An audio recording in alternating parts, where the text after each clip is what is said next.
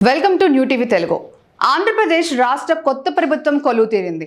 ఆంధ్రప్రదేశ్ రాష్ట్ర గవర్నర్ ప్రధాని నరేంద్ర మోడీ ఆధ్వర్యంలో కొత్త ప్రభుత్వం ఏర్పాటు అయింది. ఈ సందర్భంగా నారా చంద్రబాబు నాయుడు ముఖ్యమంత్రిగా ప్రమాణ స్వీకారం చేశారు. అనంతరం డిప్యూటీ సీఎంగా పవన్ కళ్యాణ్ ప్రమాణ స్వీకారం చేయడం జరిగింది. వారిద్దరి అనంతరం మరో 22 మంది మంత్రులు ప్రమాణ స్వీకారం చేశారు. అయితే ఇందులో టీజీ భరత్ మాత్రం ప్రత్యేకంగా నిలిచారు. తెలుగుదేశం పార్టీ ఎమ్మెల్యే మంత్రి టీజీ భరత్ కూడా ప్రమాణ స్వీకారం చేయడం జరిగింది. మంత్రులందరూ తెలుగులో ప్రమాణ స్వీకారం చేస్తే టీజీ భరత్ మాత్రం ఇంగ్లీష్లో ప్రమాణ స్వీకారం చేసి చరిత్ర సృష్టించాడు. తన ప్రమాణ స్వీకారంలో తడబాటు లేకుండా స్పష్టంగా ప్రమాణ స్వీకారం చేశారు భరత్.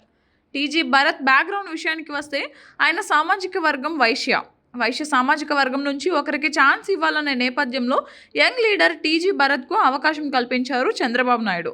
వైశ్య సామాజిక వర్గం కోటలో టీజీ భరత్కు మంత్రి పదవి వస్తుందని అందరూ ప్రచారం చేశారు.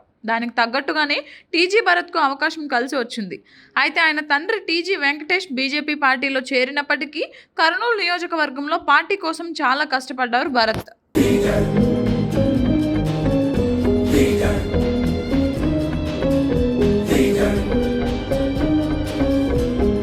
తన తండ్రి టీజీ వెంకటేష్ మరో పార్టీలో ఉన్నప్పటికీ కూడా తెలుగుదేశం పార్టీ కోసం చాలా కష్టపడ్డారు టీజీ భరత్.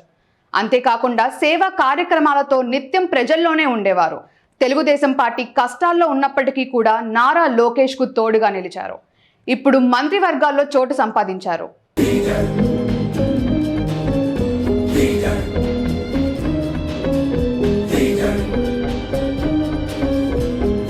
టీజీ భరత్కు మంత్రివర్గంలో చోటు కల్పించడం కోసం చంద్రబాబు చాలానే విషయాలను పరిగణలోకి తీసుకున్నారు. సామాజిక సమీకరణాలను కన్సిడర్ చేశారు. బీజేపీ, జనసేన, టీడీపీ పార్టీ నేతలతో సుదీర్ఘ చర్చల తర్వాత ఆయనకు తన కేబినెట్లో స్థానం కల్పించారు. భరత్ మంత్రి అయ్యాక కర్నూలులో టీడీపీ శ్రేణులు భారీ ఎత్తున సంబరాలు జరుపుకున్నారు. నారా లోకేష్కు సంబంధించిన టీంలో టీజీ భరత్ కీలకమైన వ్యక్తి. యూత్ను పార్టీ వైపు తీసుకువచ్చే క్రమంలో టీజీ భరత్ చాలా కష్టపడ్డారు. యూత్ను పార్టీ వైపు లాగి విజయం కోసం చాలా కృషి చేశారు టీజీ భరత్. ఈ అన్ని అంశాల నేపథ్యంలో టీజీ భరత్కు మంత్రి పదవి వచ్చింది. ఈసారి టీజీ భరత్ ఆంధ్రప్రదేశ్ రాష్ట్రంలో పర్యాటక, యువజన, క్రీడల శాఖకు మంత్రి అయ్యారు. విదేశాల్లో చదువుకొని చాలా నాలెడ్జ్ సంపాదించారు భరత్. ఇప్పటికీ యంగ్ అండ్ డైనమిక్ పొలిటీషియన్గా ఆయన ఉన్నారు. కాబట్టి ఈ శాఖలో ఉన్న సవాళ్లను ఆయన ఈజీగానే పరిష్కరించగలరు. ఏపీ టూరిజం రంగాన్ని బాగా అభివృద్ధి చేయగల సామర్థ్యం ఆయన సొంతమని చెప్పవచ్చు. ఇక క్రీడలు, యువత విషయంలో కూడా ఆయన తీసుకునే నిర్ణయాలు ఏపీని ముందంజలో ఉంచుతాయని చెప్పవచ్చు.